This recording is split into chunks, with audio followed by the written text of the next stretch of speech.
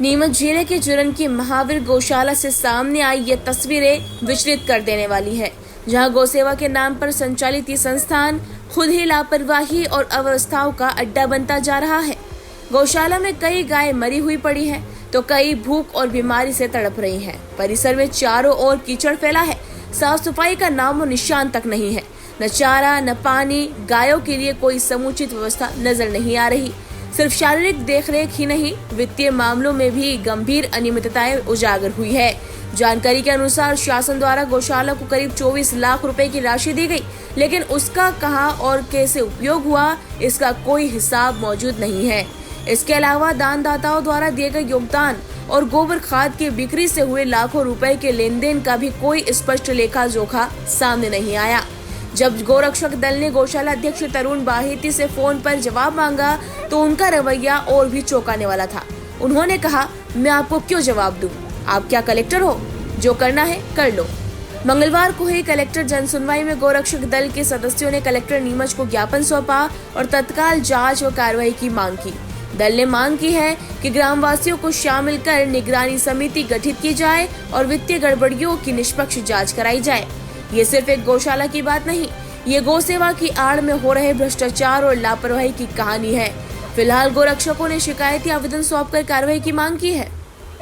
जिरन नगर और जिरन क्षेत्र से आए हैं, सभी गौ सेवक हैं, सभी गोरक्षक हैं, सभी गौ माताओं के लिए और धर्म के लिए सभी कार्यरत हैं। किसी की कोई तनख्वाह नहीं, किसी का कोई कुछ नहीं, सभी गौ सेवा के लिए आए हैं।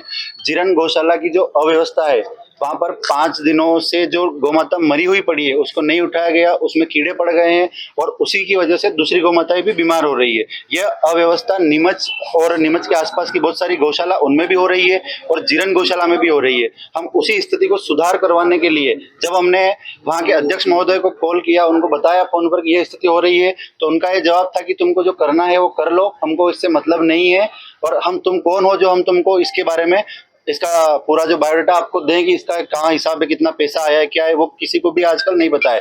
जो कि मध्य प्रदेश शासन द्वारा जो 24 लाख रुपए कुछ दिनों पहले गौशाला को मिले हैं, उनका भी 3 जनों ने मिलकर लिपापोती कर उसका क्या किया है, किसी को कोई लेखा जोखा नहीं दिया है। और अभी जो जिरन गौशाला की जो स्थिति है वो सोशल मीडिया पर हमने वीडियो डालकर, फोटो डालकर सबको बताया। जो 5 दिन पहले के फोटो है वो भी डाले हैं और जो कल के हैं वो भी डाले हैं। जो 5 दिन पहले जो अव्यवस्था थी वो अव्यवस्था कल भी थी और आज भी है।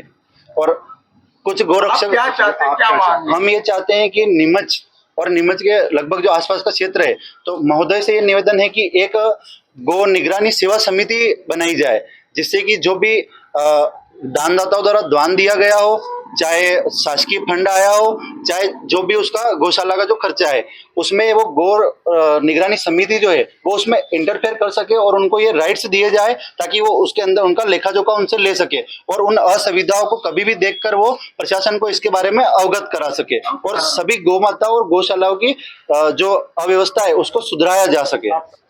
मांग कुछ नहीं है, गाय हमारी माता है और हम सभी गौपालक हैं। आप लोग भी गाय पालते होंगे, सभी गाय के लिए गाय पालते हैं, उसको माता मानते हैं, उसका हम उससे हमें दूध पीते हैं उसका। तो उसी में हमारे क्षेत्र में एक जिरन गौशाला है। ये सभी भाई लोग वहाँ गए थे देखने, वहाँ बहुत सारी अव्यवस्थाएं थी। ऐसी अव्यवस्थाएं थी कि कुछ गायें मरी हुए 10-10 गायें एक दिन में मर रही थी और गायें 5-5 दिन से वहाँ पड़ी हुई थी। इन पर गोरक्षा दल ने वहाँ पर कुछ सेवा भी दी है, कुछ काम करवाया और उनको उठवाया और अध्यक्ष प्रबंधन से भी बातचीत करी। उन सबको लेकर वो बिल्कुल बेखौफ बेचिंतित है, उनको अपने कामों से फुर्सत नहीं है और वहाँ जैसे गाय जा रही है उसके साथ क्या हाल हो रहा है कुछ भी नहीं है। वहाँ पर वित्तीय अनियमितता भी इतनी है कि जिरन महावीर गौशाला जो है उसमें जितना शासन से पैसा जाता है उसका दोगुना वहाँ दान आता है, फिर भी वहाँ कोई व्यवस्था नहीं है। उसके बाद अभी पिछले महीने मध्य प्रदेश सरकार ने 24 लाख रुपए का एक्स्ट्रा फंड दिया गया है, जिसकी भी लिफापोती कर दी गई है और कोई वहां पर कोई किसी तरह से वहां पैसे का जो सदुपयोग होना चाहिए वो नहीं हुआ है। और वहां के जो अध्यक्ष महोदय हैं हमारे तरुण जी बाहेती हैं, वो उनको पूरे जिले की चिंता रहती है।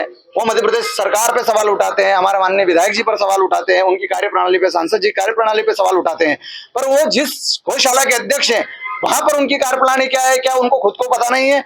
काम कहना, किसी की बुराई करना आसान होता है पर करना बहुत कठिन होता है। मैं अध्यक्ष जी से यही कहूंगा कि पहले अपने आप अपनी जगह सुधार करें, फिर दूसरों पे प्रश्न चिन्ह लगाएं। इस तरह क्या मांग लेकर आए? और हम ये चाहते हैं कि वहाँ जो वित्तीय अनियमितता हुई है उनकी बाकायदा जांच हो। कलेक्टर साहब से यही निवेदन है कि उसकी जांच हो, उनमें दोषियों को सजा मिले और वहाँ एक निगरानी समिति का नियुक्त हो। सभी गौशाला में होना चाहिए, वहाँ एक गौशाला के लिए नहीं है।